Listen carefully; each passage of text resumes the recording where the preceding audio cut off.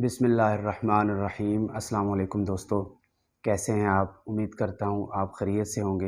हकीम हाफ़िज़ मोहम्मद बिलाल आपकी खिदमत में हाज़िर है।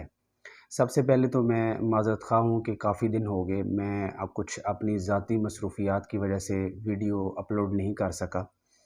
और जैसा कि आप सब दोस्त जानते हैं कि हम जिस टॉपिक के ऊपर बात कर रहे थे वो था जोड़ों का दर्द। और इस सिलसिले की 2 वीडियोज़ मैं पहले अपलोड कर चुका हूँ। मैंने आपको बताया था कि जोड़ों के दर्द की 3 अक़साम होती हैं।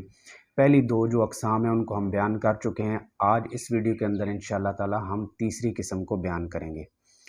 तीसरी किस्म में वो लोग जोड़ों के दर्द के अंदर ज़्यादा मुब्तला होते हैं जो गर्म अशिया का इस्तेमाल बहुत ज़्यादा करते हैं। मिसाल के तौर पर अंडा, करेला, तेज़ मिर्च मसाला, पकोड़े, समोसे और तमाम मोटा गोश्त, चिकन, इस तरह की गर्म चीज़ें ज़्यादा इस्तेमाल करने की वजह से जिस्म के अंदर हरारत स्टोर होना शुरू हो जाती है और इसका इखराज बंद हो जाता है। जिस वक्त हरारत जिस्म के अंदर स्टोर होती है और इसका इखराज बंद होता है तो जिस्म के अंदर एक मादा होता है जिसको हम सफ़रा कहते हैं, उसकी पैदाइश बहुत ज़्यादा बढ़ना शुरू हो जाती है। और जब यही सफ़रावी मादे जो होते हैं जोड़ों के अंदर जाकर रुकते हैं तो जोड़ों के अंदर एक किस्म की वर्म और सोजिश पैदा कर देते हैं। और इस किस्म का जो जोड़ों का दर्द होता है उसकी ख़ास अलामत ये है कि इस किस्म के जोड़ों के दर्द के मरीज़ के जोड़ों के ऊपर सूजन होगी और सूजन के साथ आप उसके ऊपर एक किस्म की सुर्खी भी देखेंगे। ठीक है जी। जब आप वो किसी मरीज़ के टांग के ऊपर से कोई कपड़ा वगैरह उतार कर आप देखेंगे, उसके घुटने को देखेंगे या किसी और जोड़ को देखेंगे तो वो जोड़ सूजा हुआ होगा और सुर्खी माइल होगा। तो इस अलामत से भी साफ ज़ाहिर हो जाएगा कि ये जो मरीज़ है ये सफ़रावी मरीज़ है। इस किस्म के मरीज़ के जिस्म के अंदर हरारत और सफ़रा इकट्ठा हो चुका है और इसका इखराज बंद हो चुका है, जिसकी वजह से ये जोड़ों के ऊपर सूजन पैदा हो जाती है।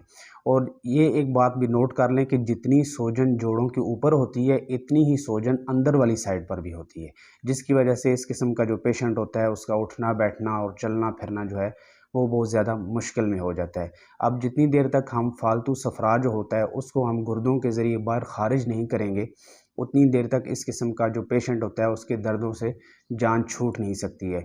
वक्ती तौर पर पेन किलर इस्तेमाल करने से दर्द रुक तो ज़रूर जाएगा, लेकिन वो यही होगा कि 24 घंटे के बाद दोबारा फिर वही शिद्दत पैदा होनी शुरू हो जाती है। और इस किस्म की जो टैबलेट्स पेन किलर वगैरह होती हैं ये गुर्दों को बहुत ज़्यादा नुकसान देती हैं। और सफ़रावी मरीज़ के तो जो गुर्दे होते हैं वो पहले ही जो काम होता है वो ज़रूरत से कम कर रहे होते हैं। पेशाब इस तरह के बंदे को पीला आता है, बहुत ज़्यादा जलन के साथ और रुक-रुक कर आता है। और जब इस किस्म की पेन किलर मेडिसिन्स यूज़ की जाती हैं तो उसकी वजह से गुर्दे और कमज़ोर हो जाते हैं। वक्ती तौर पर दर्द तो ज़रूर रुक जाता है, लेकिन उसके साथ ये होता है कि ये फिर एक किस्म का नशा बन जाता है कि टैबलेट खाएँ और गुज़ारा चलाएँ। तो आज का जो नुस्ख़ा मैं आपकी खिदमत में पेश करने लगा हूँ, ये इंशाअल्लाह जिस्म के अंदर से हरारत और सफ़रा का इखराज करेगा।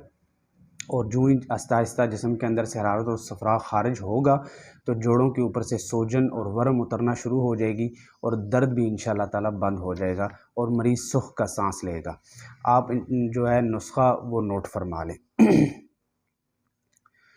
चोब चीनी, मीठा सोडा, सुरनजान शीरी, असगंध नागौरी, सुंड, जोखार और अजवाइन खुरासानी।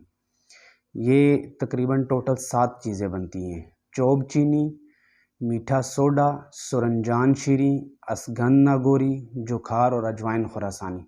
इन तमाम चीज़ों को आपने बराबर वज़न में लाकर इसको ग्राइंड कर लेना है। अच्छी तरह ग्राइंड करने के बाद इसके आपने 1000 मिलीग्राम वाले कैप्सूल भर लेने हैं और सुबह दोपहर शाम खाना खाने के आधा घंटा बाद एक-एक कैप्सूल ताज़ा पानी के साथ लेना है।